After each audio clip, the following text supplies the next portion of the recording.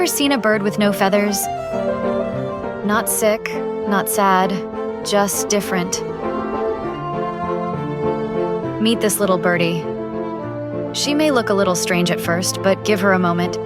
She will flutter straight into your heart.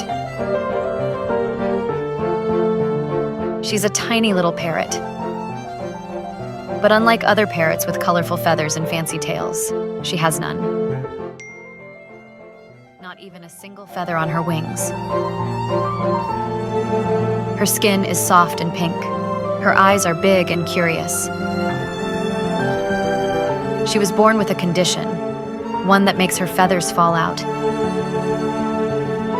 No matter how healthy or happy she is, they just don't grow back.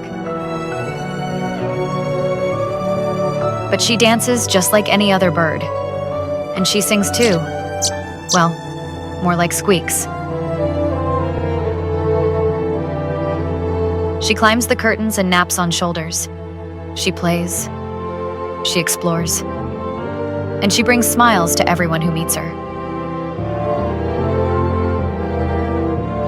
So next time you see someone different, someone who looks a little unusual, remember this little birdie. Because under that bare skin, there is a whole lot of charm and personality.